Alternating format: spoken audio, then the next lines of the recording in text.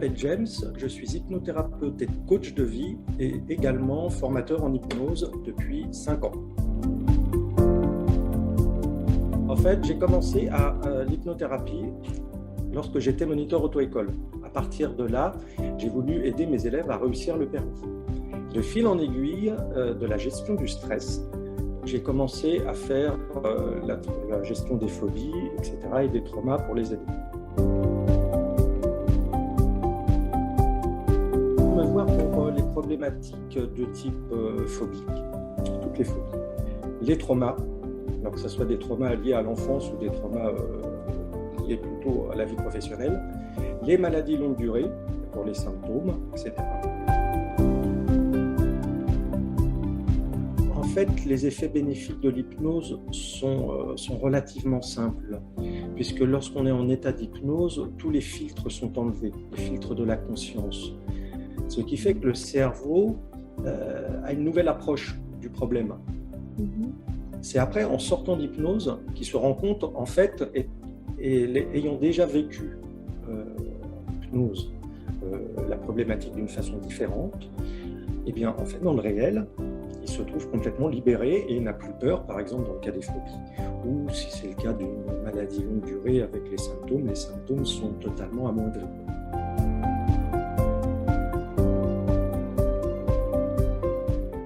En fait, l'hypnose a fait sur moi quelque chose d'assez particulier, puisque je me souviens que j'avais décidé en hypnose de ne plus avoir de filtre, c'est-à-dire de vivre la vie pleinement.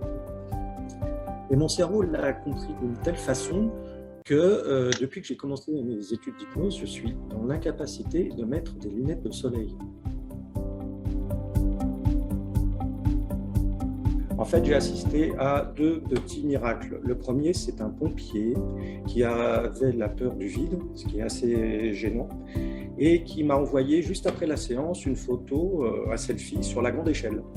Donc ça, c'était un joli petit miracle.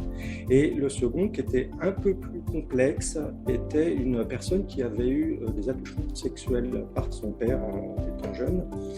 Et après les séances, elle a réussi à dire ces 4 vérités en direct à son père, puisqu'on avait enfin le courage.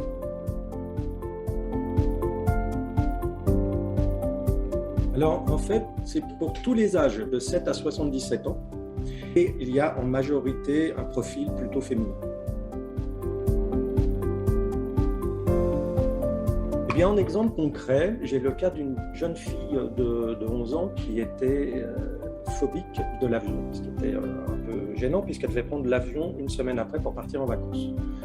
Donc nous avons fait une séance et après, tout de suite, on a mis un casque de réalité virtuelle pour qu'elle puisse prendre l'avion directement et qu'elle se rende compte qu'en fait, elle n'avait plus peur.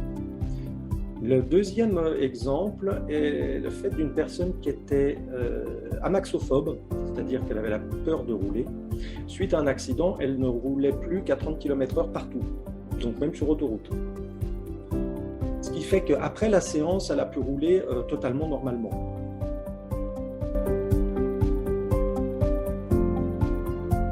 On peut trouver un changement dès la première séance. Si c'est le cas d'une phobie, par exemple, en règle générale, si ce n'est pas lié à un traumatisme, en une séance, c'est terminé. Si on a un traumatisme derrière, déjà de toute façon, dès la première séance, ça passe. Il y a déjà un mieux. Mais au maximum, je travaille sur 3 séances pour une problématique. Par exemple, si on prend le cas d'un traumatisme, une dépression, même si elle est bien ancrée, en règle générale, en 3 séances, on a déjà une très très grosse amélioration.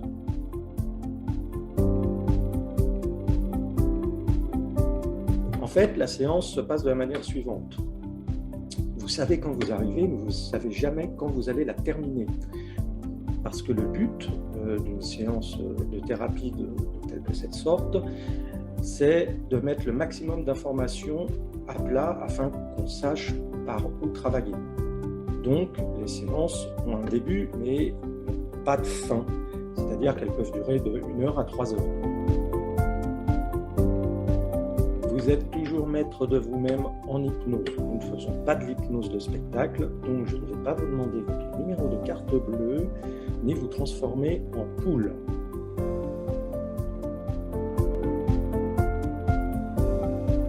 On ne peut pas annuler l'effet d'une hypnose. Au pire des cas, si par exemple on prend le cas d'une phobie, si on ne se confronte pas à la phobie directement ou dans un temps très court, on risque d'avoir une baisse de ses effets. Mais il n'y a pas d'annulation.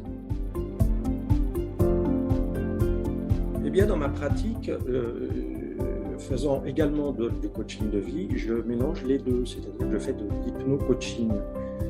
Ainsi, si on fait que du coaching, les séances de coaching seront beaucoup plus courtes, puisqu'en fait, on va accélérer le changement grâce à l'hypnose.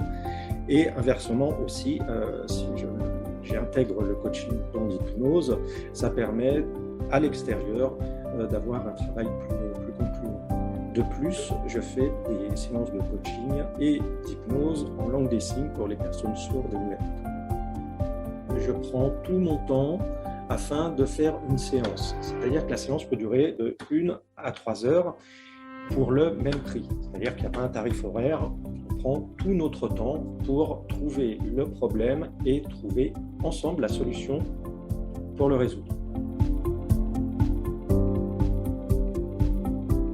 Eh bien, le travail de la langue des signes m'est venu lorsque j'étais moniteur auto-école et que je devais apprendre le code de la route et la conduite automobile à mes élèves sourds. Et là, c'est pareil, de fil en aiguille, j'ai remarqué que en fait, toute la communauté sourde n'avait pas accès à beaucoup de choses. Ils n'ont pas accès, par exemple, à la thérapie. Quand ils vont voir un médecin, ils ne sont pas obligés de parler le français, il ne faut pas le parler, mais ils ne sont pas obligés de le comprendre. Donc, c'est là que m'est venue l'idée de continuer l'apprentissage du langage des signes pour faire de la thérapie avec ces personnes-là.